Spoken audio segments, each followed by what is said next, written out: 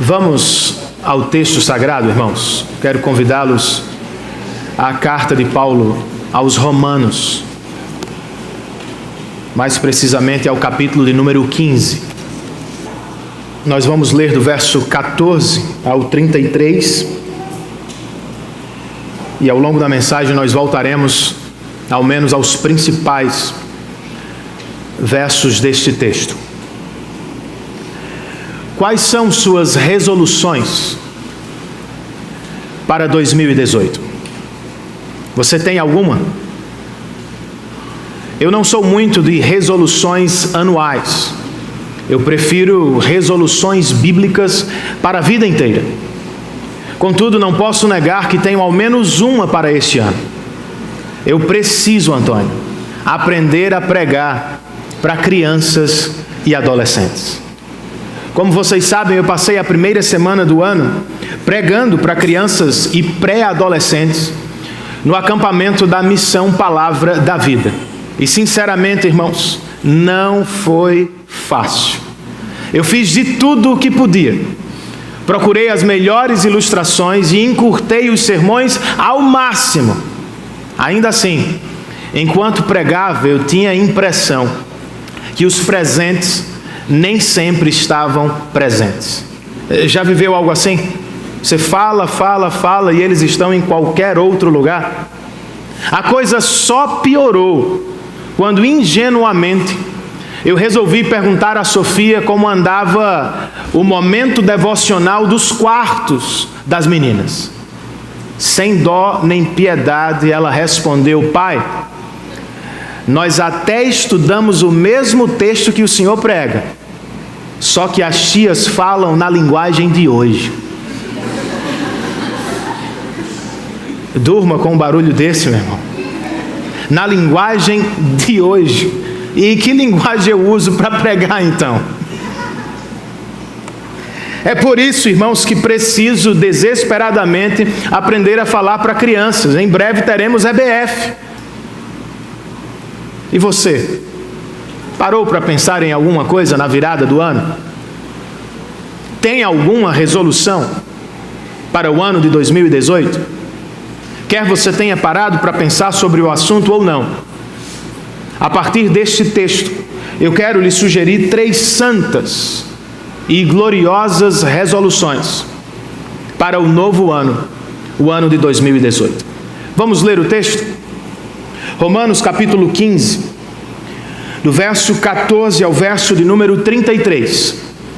Na versão que eu tenho em mãos, o texto inspirado nos diz assim: meus irmãos, eu mesmo estou convencido de que vocês estão cheios de bondade e que são plenamente instruídos, sendo capazes de aconselhar-se uns aos outros. A respeito de alguns assuntos, eu lhes escrevi com toda a franqueza, principalmente para fazê-los lembrar-se novamente deles, por causa da graça que Deus me deu, de ser um ministro de Cristo Jesus para os gentios, com o dever sacerdotal de proclamar o Evangelho de Deus, para que os gentios se tornem uma oferta aceitável a Deus, santificados pelo Espírito Santo. Portanto, verso 17, eu me glorio em Cristo Jesus e em meu serviço a Deus.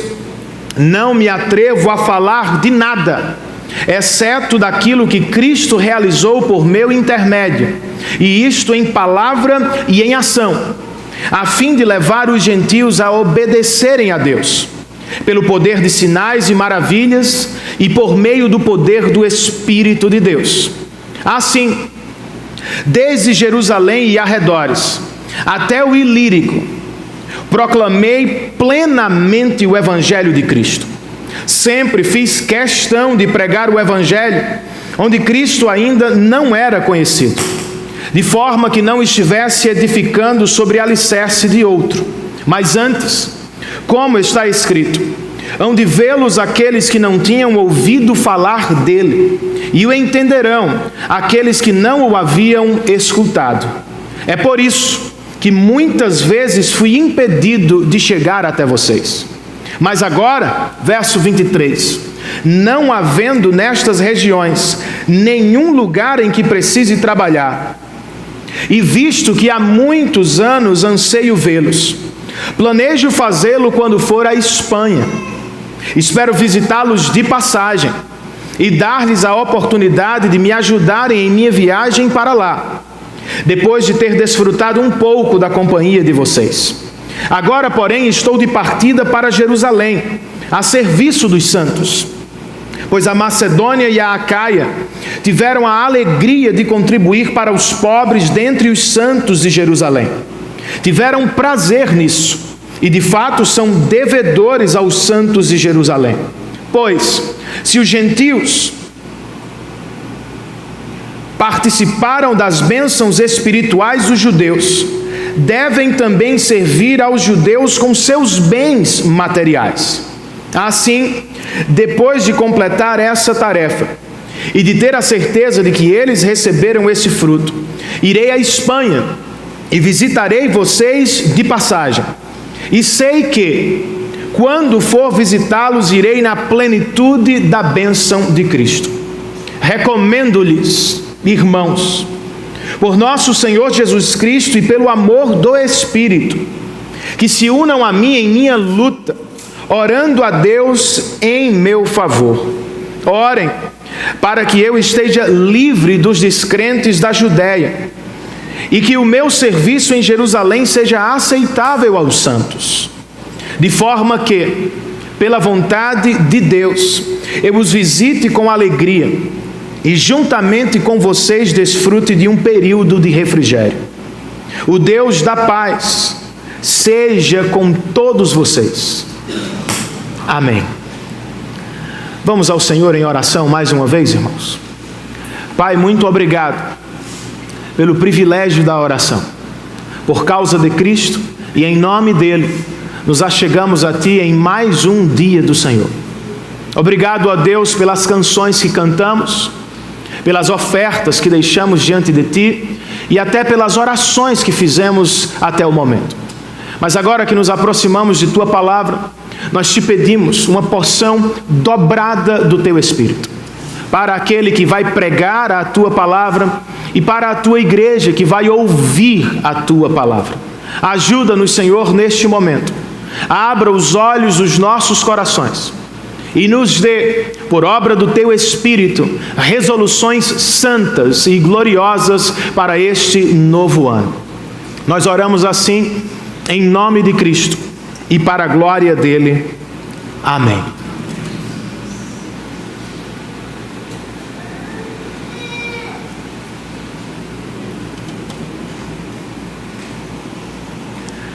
O apóstolo Paulo está para terminar o que já foi chamado por muitos de a maior carta do Novo Testamento. Antes, porém, de descer as cortinas definitivamente, o apóstolo reserva um espaço do texto para falar dos romanos, para falar do propósito da carta aos romanos e, mais demoradamente, para falar aos próprios romanos. Dos romanos, o apóstolo diz no verso 14: eu estou convencido de que vocês estão cheios de bondade. Estou convencido de que vocês são plenamente instruídos, capazes de aconselhar-se uns aos outros. Do propósito da carta aos romanos, o mesmo apóstolo nos diz no verso 15: eu lhes escrevi com toda franqueza, principalmente para fazê-los lembrar-se. E agora, com o restante do texto, a maior porção dele, o apóstolo falará detalhadamente ao coração dos romanos. Ele lhes falará sobre seu próprio ministério evangelístico, também sobre seus planos futuros de viagens missionárias e, por fim, falará sobre o próprio ministério dos cristãos de Roma, ou como eles mesmos podem fazer ministério para a glória de Deus. É aqui, nesta porção final e maior, que encontro desejos e desafios cristãos que podem muito bem servir-nos de resoluções santas e gloriosas para este ano de 2018. Quais são elas? E como, parafraseando o texto de Paulo, eu posso apresentá-las para vocês? Entre os versos 16 e 23, parafraseando o que o apóstolo escreve aos Romanos, eu posso dizer: irmãos, comprometam-se com a evangelização. Faça da evangelização uma resolução para este novo ano. Ao longo dos primeiros versos de nosso texto, o apóstolo apresenta seu próprio ministério evangelístico.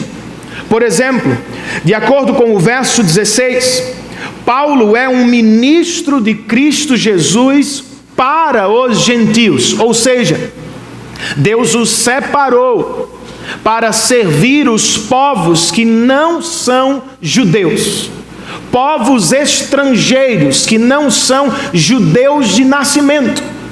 Como Paulo servia a estes povos gentílicos, o mesmo verso nos diz, com o dever sacerdotal de proclamar o evangelho de Deus. De tudo o que fazia, esta era a principal tarefa apostólica de Paulo: proclamar o evangelho de Deus aos gentios. Com que objetivo Deus o separou para esta tarefa? Qual era o propósito, ou qual era a força que movia o coração de Paulo à pregação dos povos ou aos povos estrangeiros? Ao final do verso 16, ele nos diz: eu sou ministro de Cristo para proclamar o evangelho de Deus, para que os gentios se tornem uma oferta aceitável a Deus. Em outras palavras, Paulo pregava o evangelho a fim de colocar dentro quem sempre esteve fora da presença de Deus. Nos dias de Paulo, os estrangeiros sequer podiam entrar no templo de Jerusalém. Por causa do evangelho pregado por Paulo, estes mesmos gentios não apenas entravam no templo humano e terreno, eles agora podiam adentrar a própria presença de Deus. Antes do evangelho, os gentios eram vistos pelos judeus como inadequados, sujos, pessoas que não podiam se aproximar de Deus. Por causa do evangelho, eles se tornaram ofertas agradáveis a Deus. Paulo, portanto, acima de tudo, irmãos, era um pregador do evangelho. Agora, como ele o fazia? Qual era seu método ou sua estratégia missionária? O verso 17 registra o seguinte: eu me glorio em Cristo Jesus. E o 18 nos diz: não me atrevo a falar de nada, exceto daquilo que Cristo realizou. Paulo não pregava sobre si, irmãos. Não falava de seus próprios feitos. Paulo não andava pelas cidades falando de suas virtudes ou qualidades. A pregação do apóstolo Paulo era uma e uma somente: Cristo e o que ele havia feito na cruz do Calvário para salvar os pecadores. Contudo, irmãos, a pregação de Paulo consistia em mais do que palavras, pois o mesmo verso 18 nos diz que Paulo pregava em palavra e em ação. O Dr. John Stott, comentando o texto, escreve algo interessante sobre esta relação.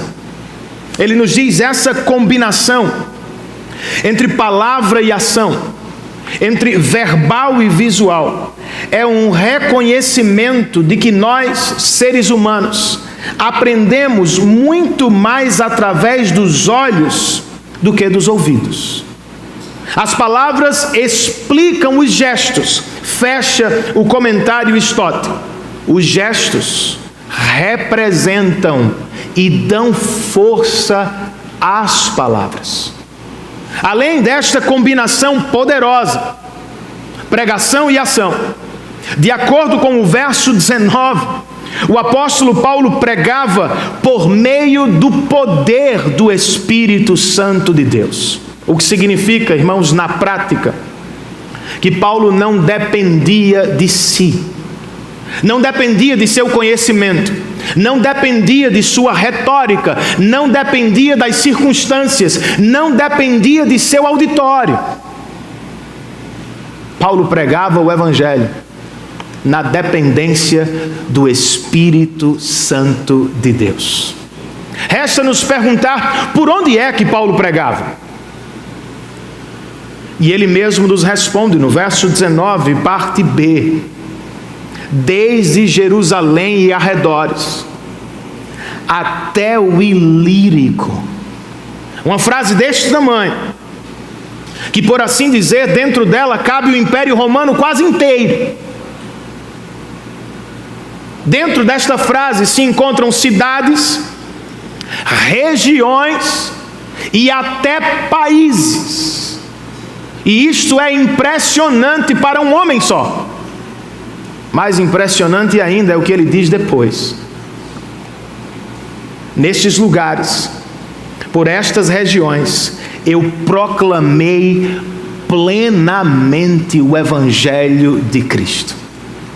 O que é isso, Paulo? Verso de número 23. Não há nestas regiões nenhum lugar em que precise trabalhar. Como explicamos isso, irmãos? Outra vez, Dr. John Stott faz um melhor trabalho do que eu. Ele explica a fala de Paulo com as seguintes palavras. Isso não significa que Paulo tenha saturado a área inteira com o Evangelho, como diríamos hoje. Sua estratégia era evangelizar as cidades mais populosas e influentes, e ali plantar igrejas, deixando então para os cristãos a tarefa de espalhar o Evangelho para as vilas e cidades vizinhas. E é aqui, irmãos, que eu encontro a ponte entre os primeiros leitores desta carta e a nossa igreja. Obviamente, alguns precisam ir aos povos não alcançados. Paulo está a caminho deles.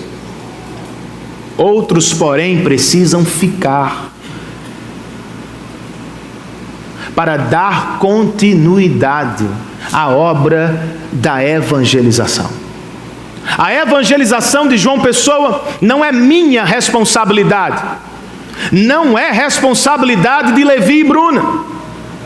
A evangelização do sertão não é somente trabalho de Felipe e Carol. Esta é a nossa tarefa. Está nas nossas mãos a responsabilidade de espalhar o Evangelho que recebemos por boca de missionários, através de todos os cantos, lugares de nossa cidade e estado para a glória de Deus.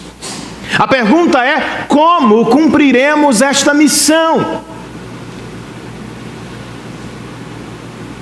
Em 2018, eis uma sugestão prática que salta do texto.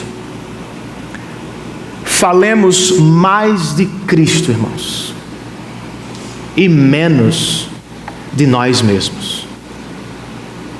Em 2018, resolva, cristão, no seu trabalho, na sua família, na sua faculdade, resolva falar mais de Cristo, menos de você mesmo. Alguns cristãos confundem evangelização com testemunho pessoal. Não estou dizendo que o elemento testemunhal não está presente na pregação do Evangelho. Está, mas não é a mesma coisa. Evangelização não é o mesmo que testemunho pessoal. Por que não, Renan? Porque os pecadores, irmãos, não serão salvos pelo que aconteceu comigo. Não serão aceitos por Deus pelas minhas vitórias, conquistas. Os pecadores serão salvos e aceitos por Deus como filhos benditos por causa de Cristo e do que Ele fez na cruz do Calvário. É o que Paulo acabou de nos dizer. Eu me glorio em Cristo Jesus somente. Resolvo não falar nada mais, exceto daquilo que Ele fez. Isto é evangelização. Como vamos cumprir esta tarefa, irmãos? Em 2018, vivamos à altura do evangelho que pregamos. Testemunho não é evangelização. No entanto, não há evangelização sem testemunho de vida, irmãos. Paulo pregava em palavras, mas ele também pregava em ação. Eu ouvi uma palestra ontem de um presbítero de nossa igreja, um dos diretores da Mackenzie em São Paulo, Solano Portela. E ao final da palestra ele mencionou o último sermão de Ashbel Green Simonton, o missionário pioneiro que veio dos Estados Unidos plantar a fé reformada no Brasil. Viveu pouco, a vida foi curta e muito dura para ele. Antes, porém, de morrer em solo brasileiro, ele reuniu os poucos obreiros que tinha e lhes fez um último sermão, que tinha por objetivo apresentar a eles os caminhos da evangelização do país. Curiosamente, a pregação do Evangelho não foi o primeiro caminho que Simonton destacou. A tradução ou a impressão de Bíblias também não foi o primeiro caminho. De acordo com ele, à época, o reino de Deus vai crescer no Brasil através, primeiro, da vida santa dos santos de Deus. É isso, irmãos. Palavra e ação. As pessoas precisam ver o Evangelho em ação nas nossas vidas. Filhos desejarão o Cristo que transformou seus pais. Esposas se assustarão com o poder do Evangelho na transformação de seus maridos. Amigos e colegas de escola precisam tocar, por assim dizer, no poder do Evangelho que nos transforma. Palavra e ação. Vivamos à altura do Evangelho que pregamos aos demais. Acima de tudo, irmãos, em 2018, dependamos do Espírito Santo de Deus.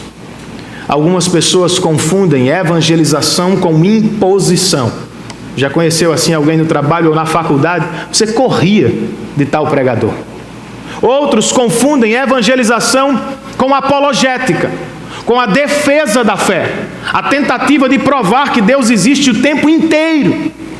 Biblicamente falando, comenta Mark Dever, evangelização é apenas o contar às pessoas sobre as boas notícias de Cristo e do que Ele fez por nós. O que não garante a conversão das pessoas. Não temos a certeza que elas vão responder ao que falamos. Por isso, precisamos depender do Espírito, cristãos.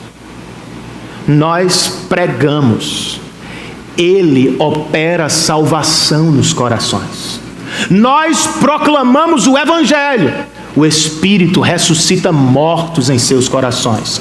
Nós pregamos a palavra, mas é o Espírito quem transforma o coração de pedra e o faz bater como um coração de carne para a glória de Deus. Falemos menos de nós mesmos, irmãos, mais de Cristo. Vivamos como cristãos transformados pelo poder de Cristo. E ao final do dia, dependamos do Espírito de Cristo para a salvação daqueles que escutam o Evangelho através de nossas bocas. Eis aqui uma ótima resolução para o ano de 2018. Parafraseando o apóstolo, eu posso sugerir outra ainda. Neste novo ano, comprometa-se, cristão, com o campo missionário. Comprometa-se com os nossos irmãos que já estão no campo. Comprometa-se com a família de Levi que está a caminho do campo. Depois de lhes falar de seu próprio ministério de evangelização, o apóstolo agora olha para o futuro próximo e confia aos romanos seus planos de viagem missionária. São 3 destinos específicos: Roma, Jerusalém e Espanha. Comecemos com Roma. Por que Paulo deseja ir a Roma? Ao final do verso 23, o apóstolo Paulo escreve: há muitos anos que anseio vê-los. Foi o que ele disse ainda no capítulo 1. Ele abre e fecha a carta dizendo: eu quero visitá-los. Por que não o fez antes? Verso de número 22, gente. É por isso que muitas vezes fui impedido de chegar até vocês. Por isso significa o que acabamos de ouvir na primeira divisão do sermão. Paulo estava tão ocupado com a evangelização dos povos não alcançados que não encontrou tempo, espaço em sua agenda para visitar os cristãos de Roma. Mas agora, verso de número 23, não havendo nestas regiões nenhum lugar em que precise trabalhar, e visto que há muitos anos anseio vê-los, planejo fazê-lo quando for à Espanha. E o que é que Paulo espera, irmãos? Receber na Espanha, ou melhor, em Roma, dos cristãos daquela cidade? A sequência do verso 24 nos responde: espero visitá-los de passagem, não vou ficar com vocês para sempre, e espero dar-lhes a oportunidade de me ajudarem em minha viagem para lá. Eu vou passar por vocês, dando-lhes a oportunidade de me assistirem a caminho do campo. O verbo ajudar aqui significa partilhar recursos. Em outras palavras, Paulo está a caminho de Roma para firmar uma parceria missionária. Antes de Roma, porém, ele vai a Jerusalém. E o que é que ele vai fazer na cidade santa, irmãos? Ao final do verso 25, ele nos diz que vai servir os santos. Como? Versos 26 e 27. Pois a Macedônia e a Acaia tiveram a alegria de contribuir para os pobres dentre os santos em Jerusalém.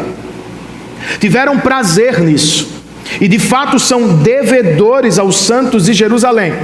Pois, se os gentios participaram das bênçãos espirituais dos judeus, devem também servir aos judeus com seus bens materiais. Destes 2 versos, eu quero destacar apenas algumas coisas que me parecem muito importantes. A primeira delas é o valor que Paulo deu a esta assistência social. Isso foi tão importante para Paulo que ele parou, estancou, por assim dizer, a missão de pregar aos não alcançados. Ele dava valor ao cuidado dos cristãos que estavam perecendo financeiramente. A outra coisa importante, com esta viagem, Paulo está dizendo aos romanos o que ele espera deles também. Os cristãos da Grécia estão enviando dinheiro para assistir os cristãos da Judéia. Eu estou indo à Espanha e preciso da ajuda de vocês. Pois se de fato vocês foram alcançados pela graça que veio pelos judeus, vocês devem provar a graça, repartindo também de graça o que vocês receberam do próprio Deus. Depois de Jerusalém, ele seguirá à Espanha, irmãos. É o que ele nos diz no verso 28. Assim, depois de completar essa tarefa e de ter a certeza de que eles receberam esse fruto, irei à Espanha. Você gostaria de ir à Espanha em 2018, meu irmão? Fazer o que na Espanha? O que será que habitava o coração de Paulo, Tiago? Quais eram os planos de Paulo para a Espanha? Visitar os pontos turísticos, provar a comida típica da região, conhecer novas pessoas, possivelmente coisas assim habitavam o coração do apóstolo. Mas de forma alguma, estas eram as coisas que movimentavam o coração dele. Porque Paulo quer ir à Espanha, irmãos? Verso 20.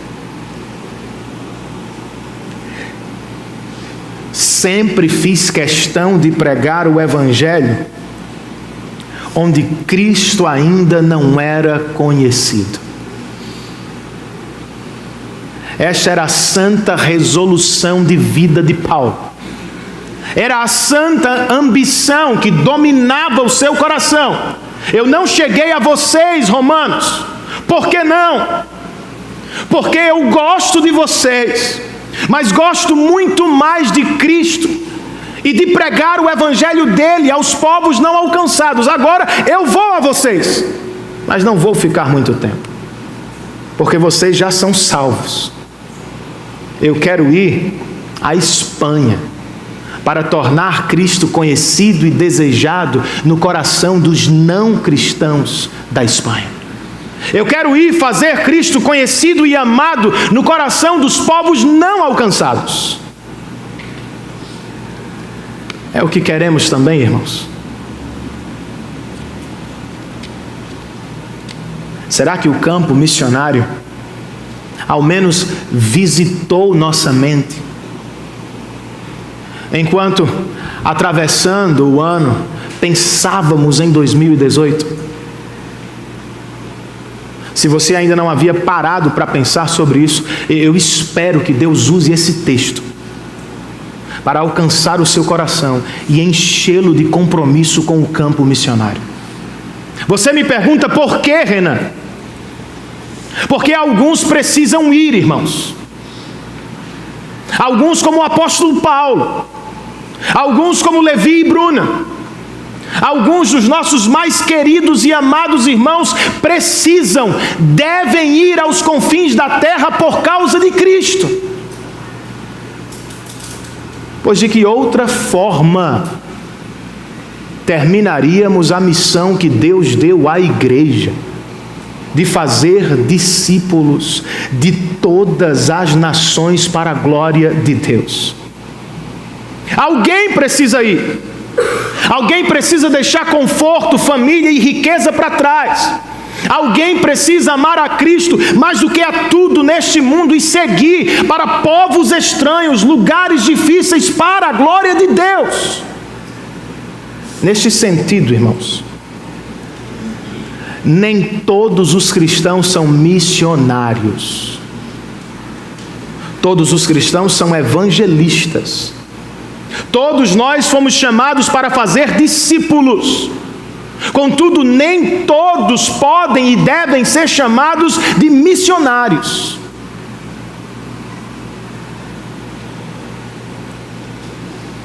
Àqueles que vão aos povos estrangeiros, nós devemos dar a eles a honra deste título, irmãos. Nós somos mais parecidos com Timóteo, que viveu a vida inteira em Éfeso. Nós somos mais parecidos com os romanos, que jamais saíram de Roma para levar o evangelho a outros povos, mas alguém precisa ser parecido com Paulo.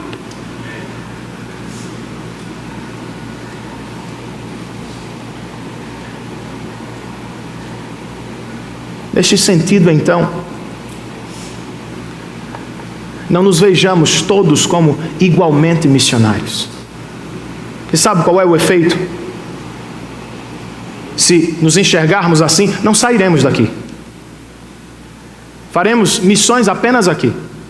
Falaremos de Cristo somente aos nossos. Não nos arriscaremos por causa dele. Não, irmãos. A evangelização é nossa. Mas a missão pioneira é daqueles a quem Cristo separou e vai lançar ao campo missionário. Eu entendi, Renan. Qual é a nossa responsabilidade com eles? Simples. Ao menos à altura do texto onde estamos. Se alguns são chamados ao campo estrangeiro, irmãos, todos aqui somos chamados a cooperar com eles financeiramente. De acordo com Paulo, trata-se de um dever e também de uma alegria.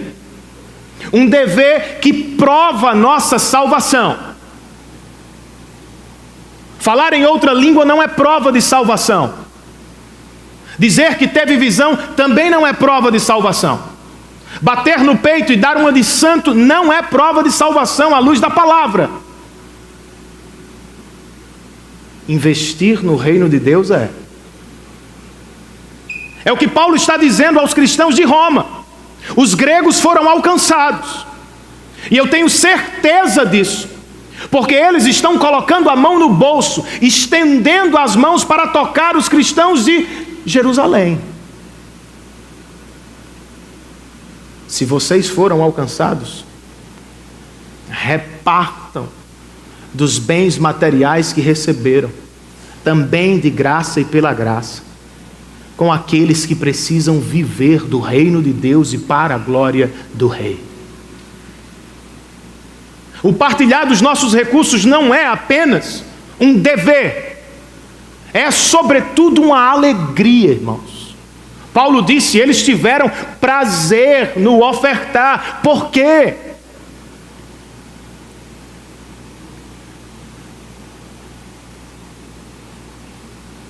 Porque quando investimos em missões, irmãos, nós investimos na expansão do reino do nosso Salvador. Algumas pessoas aqui jamais irão à África,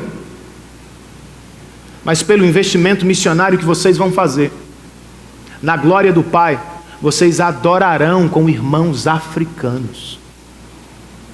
Alguns aqui jamais se mudarão para o sertão, jamais deixarão as grandes cidades para viver em pequenas cidades. Mas através do nosso investimento missionário, ao redor do trono de Deus, como viu João, nós daremos as mãos aos sertanejos para a glória de Deus. Trata-se de um dever, irmãos, mas sobretudo de uma alegria. Nós precisamos nos alegrar com o crescimento da família de Deus. Nem todo mundo se alegra com o crescimento de sua família. Ao descobrir que vão ser pai, alguns morrem de medo, não é assim? Eu sei que algum medo é normal, mas não temamos demais, irmãos. O nosso Deus cuidará de nossas famílias. Muito mais Ele fará para cuidar da família dele espalhada pela terra. Logo, não tenhamos medo de investir em missões. Não tenhamos medo de convocar jovens ao campo. Não tenhamos medo de investir neles. Deus nos dará tudo o que Ele tem para levar o nome de Cristo às nações para a glória dEle. Por vezes eu me pego pensando, como é que a gente vai fazer para sustentar esse povo? De onde é que vem isso? Nós somos uma igreja pequena. no Nordeste do Brasil, irmãos. Mas o nosso Deus é o Senhor do universo. Ele nos dará o que precisamos para cumprir nossa missão para a glória do nome de Cristo Jesus. Eis outra resolução, irmãos. Comprometa-se com o campo missionário para a glória de Deus. Por fim, parafraseando o apóstolo, nos últimos versos do texto, do 30 ao 33, eu posso dizer a vocês, cristãos, comprometam-se com a oração. Com a oração pelo povo de Deus. Não só com a oração pela sua família, pelos seus negócios, pelo seu Enem. Comprometa-se neste ano a orar pelo povo de Deus. Posso ouvir um amém? Amém.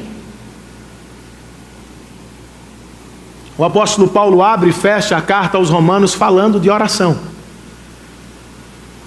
Só que há uma diferença. Ao início, no capítulo 1 ainda, ele diz estar orando pelos romanos. Ao capítulo 15, quase descendo as cortinas, ele mesmo pede oração. O grande apóstolo Paulo, o missionário dos gentios, abre o coração e diz: eu peço oração. Tem uma irmã que desistiu da nossa igreja porque eu pedi oração de púlpito. De verdade. Ela disse à pessoa que a trouxe: eu não posso congregar numa igreja em que o pastor pede oração. Eu acredito no pastor que ora pelos irmãos, não no pastor que pede oração. Eu disse: minha irmã, está difícil, irmãos. Eu acho que ela nunca leu este texto, porque Paulo não apenas pede oração aqui, ele parece gritar por ela. Seu pedido é cheio de urgência, de coração. Olha o que ele escreve no verso de número 30. Recomendo-lhes, irmãos, por nosso Senhor Jesus Cristo e pelo amor do Espírito, isto é o nosso, pelo amor de Deus, se unam a mim em minha luta, orando a Deus em meu favor. A urgência não é a única coisa que salta aos meus olhos. A própria natureza da oração me parece muito interessante aqui. O apóstolo parece chamar a oração de uma luta. Você notou isso? Alguns comentaristas vão dizer: Paulo está falando da luta do campo. Orem para lutar comigo no campo. Outros dizem não. Ele está falando da própria oração. Orar é lutar. Alguém aqui tem dúvida? Oração é uma luta, irmãos, contra nós mesmos. Nem sempre queremos, nem sempre estamos com vontade, nem sempre temos desejo. Oração é uma luta com o mundo à nossa volta, distrações, velocidade, atividade. Oração é uma luta contra o mundo espiritual. Não espere ter vontade para orar, meu irmão. Não fique esperando pelo melhor tempo, melhor horário, as melhores circunstâncias. Paulo está dizendo não. Como Cristo lutou no Getsemane, como Jacó lutou no Val de Jaboque. Façam guerra para ter uma vida de oração para a glória de Deus. Agora, pelo que ele pede, irmãos, quais são os pedidos do grande missionário, o apóstolo Paulo?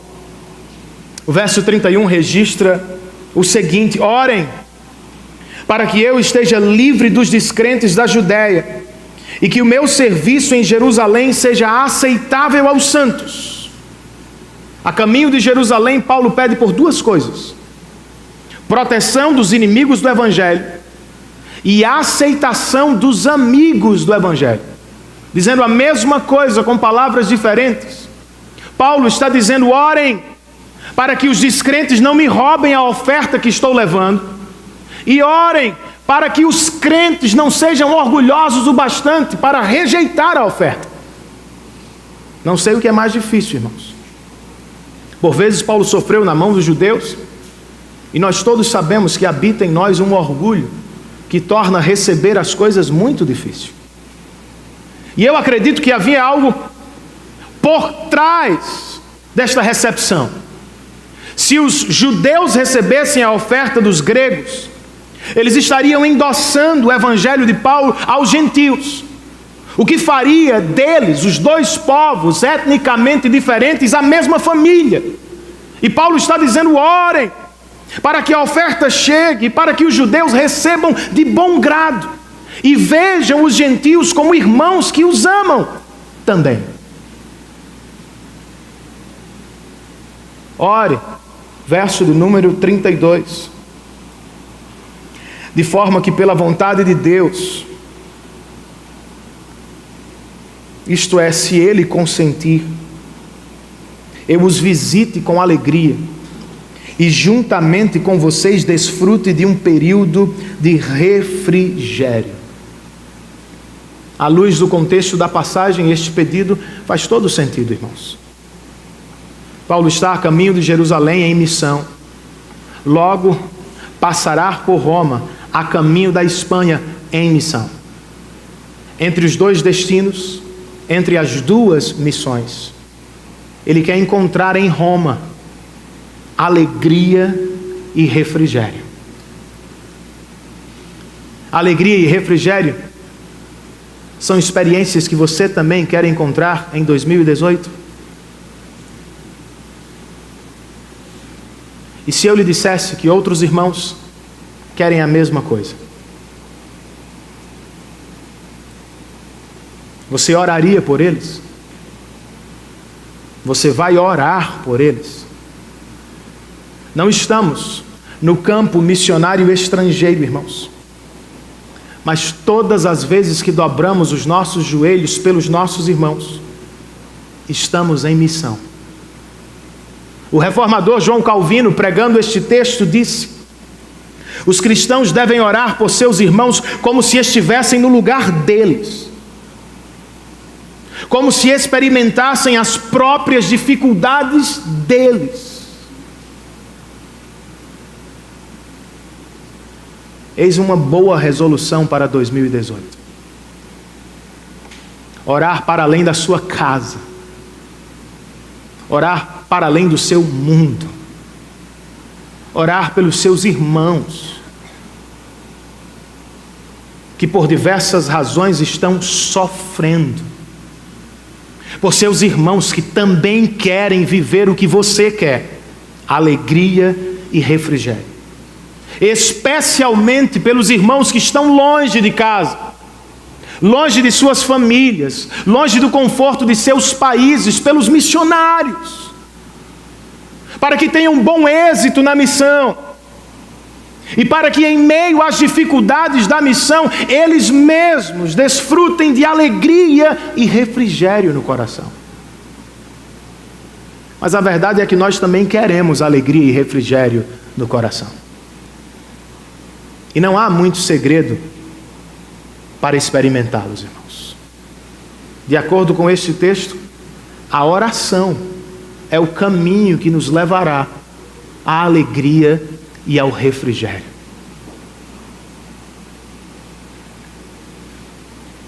Eu gosto de citar o pastor Eugene Peterson, especialmente sobre a oração, quando ele diz: a oração é a melhor parte da oração. Não é o pedido, não é a resposta. A melhor porção da oração é a própria oração. Por quê? Porque ela nos coloca face a face com Deus. Esta é a alegria para a qual fomos criados, irmãos. Contemplar, admirar e adorar a face bendita de Deus. Podemos fazê-lo, Renan? Sim, podemos. Por causa de Cristo Jesus. Eis uma boa notícia do Evangelho para o seu coração nesta noite, meu irmão. Porque assumiu os nossos pecados na cruz do Calvário. Cristo viu o desfavor da face do Pai em sua direção. Vocês se lembram disso? Mas precisamente porque assumiu os nossos pecados na cruz do Calvário, Cristo viu o favor de Deus sobre as nossas vidas. Por causa de Cristo e somente por causa dele, Deus está sorrindo para você, meu irmão. Não se apropriar da oração é um pecado, então. Não adentrar a presença de Deus através da oração é deixar de encontrar alegria e refrigério para a alma. Mas talvez você esteja me dizendo: Renan, você não tem ideia do que eu estou passando. De fato, eu sei bem pouco. O seu Cristo sabe tudo. E Ele não o salvou em uma festa. Ele não o salvou cheio de alegria frívola e passageira. Ele o salvou através do sofrimento e da morte. Por isso o autor de Hebreus diz em Hebreus 4, Ele conhece o sofrimento, sabe do que vocês estão passando. Mas Ele fez mais. Em seu próprio sofrimento, mesmo texto de Hebreus, Cristo nos abriu, irmãos, as portas da sala do trono de Deus, a fim de que pudéssemos com ousadia e coragem nos aproximar do trono da graça, para encontrar graça e misericórdia nos dias da necessidade.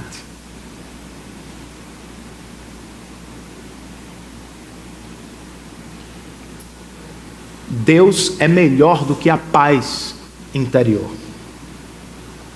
Deus é melhor do que a saúde.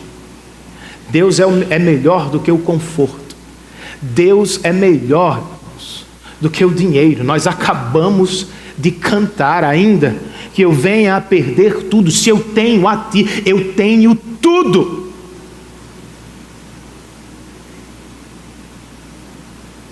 Às vezes a vida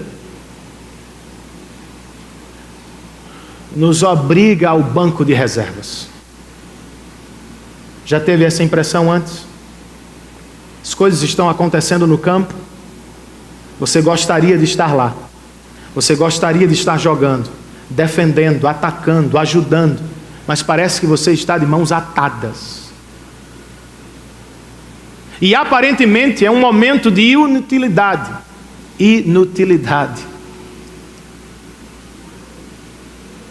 Há algo melhor do que jogar, cristão. Seu técnico também está no banco. Aproxime-se dele. Tenha tempo com ele.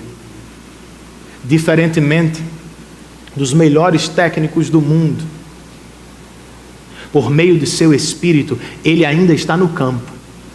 Você pode estar no banco. Ele está trabalhando por você e para a glória do nome dele. Algumas coisas terríveis podem estar acontecendo com você, e o tempo inteiro você fica se perguntando o porquê, ou focando apenas na dor, no sofrimento e no problema. Talvez Deus esteja presenteando você com tempo no banco. Você não pode fazer nada. Puxe a cadeira, beba um copo d'água e converse face a face com o seu Deus. Ele é melhor. E Ele continua no controle. Em 2018, como esteve em 2017, e como estará até o fim dos séculos. Falando de 2018, irmãos, quais são suas resoluções para o novo ano? Você tem alguma? Quer você tenha uma, duas, três, quer não tenha nenhuma, espero que este texto lhe seja uma boa sugestão. Comprometa-se, cristão, com a evangelização das pessoas que lhe cercam, com o campo missionário e com aqueles que vão ao campo. Comprometa-se com a oração.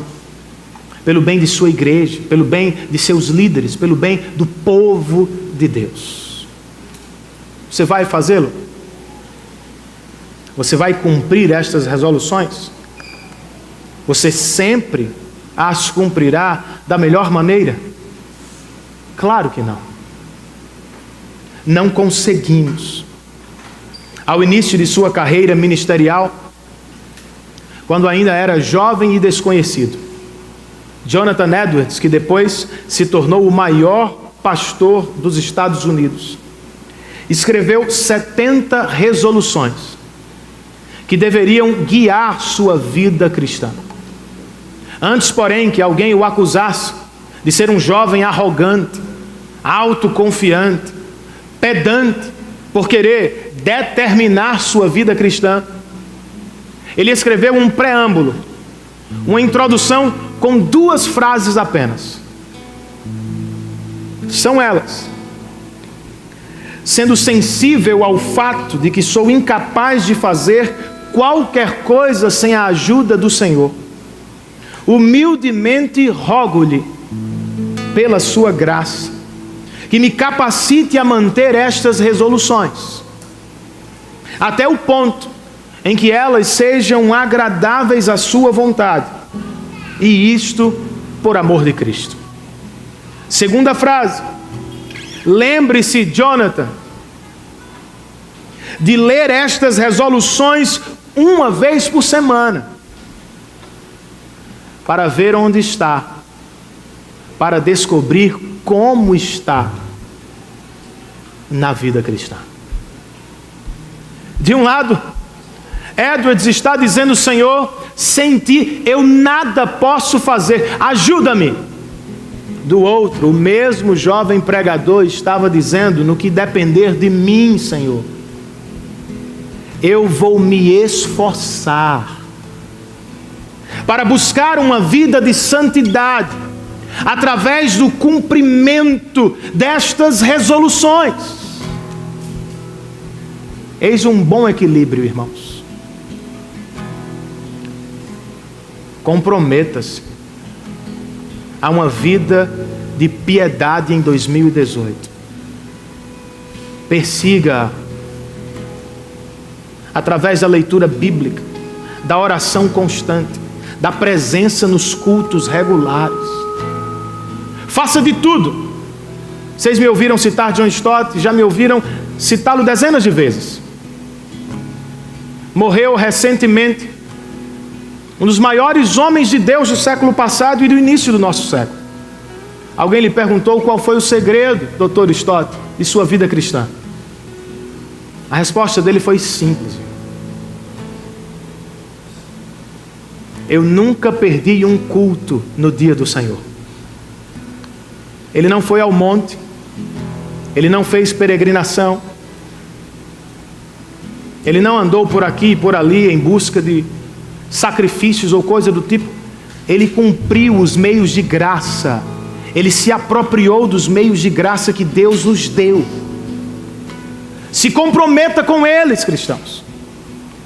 Faça de tudo para buscar a presença do Senhor em 2018, como você nunca fez. Mas faça sabendo que você vai falhar. E que em alguns domingos você não terá vontade de estar aqui. E que nem sempre você vai amar repartir o que tem com os missionários. Mas quando estes sentimentos tomarem o seu coração, clame a Deus: Senhor, me dá o que tu me ordenas, para que eu desfrute das tuas bênçãos. Que assim seja, irmãos, em 2018, para a glória de Deus e para o bem-estar de nossos corações, de nossa igreja e de nossas famílias. Fiquemos de pé na presença do Senhor e terminemos em adoração ao nosso Deus. Senhor, nós queremos não apenas cantar com os nossos lábios, Nós queremos experimentar no nosso coração o Teu amor por nós. Culto é sim o que nós fazemos para Ti, mas culto é muito mais lembrar do que fizestes por nós em Cristo Jesus.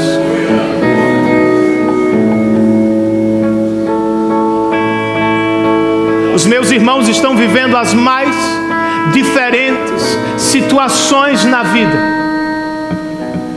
Alguns estão sofrendo problemas de saúde, outros estão enfrentando crises financeiras, alguns estão lutando contra o pecado, Senhor. Mas dá que pela Tua graça, pela operação invisível do Teu Espírito, todos nós sintamos o Teu amor por nós. Abraça-nos nesta noite, Espírito de Deus. Toma o nosso coração outra vez. Fala às nossas mentes. Nos dá a experiência do Teu amor por nós. Pois se isso acontecer, Senhor, ainda que a vida se torne mais difícil, ainda que o Brasil não saia da crise, ainda que permanecemos na tribulação, se o Teu amor estiver sobre nós, nos daremos por satisfeitos. Gritaremos como o salmista: a Tua graça, Senhor, a Tua graça é melhor do que a vida. O Teu amor nos cercará como cantos de livramento, a Tua boa mão nos abençoará em todo o tempo com o Teu amor.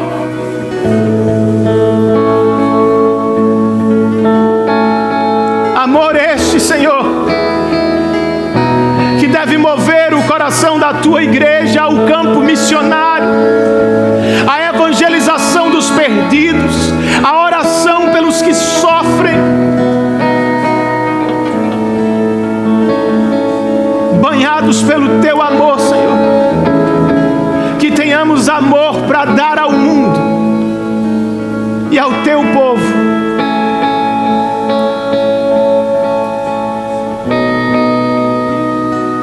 Nós Te agradecemos por este culto, Senhor,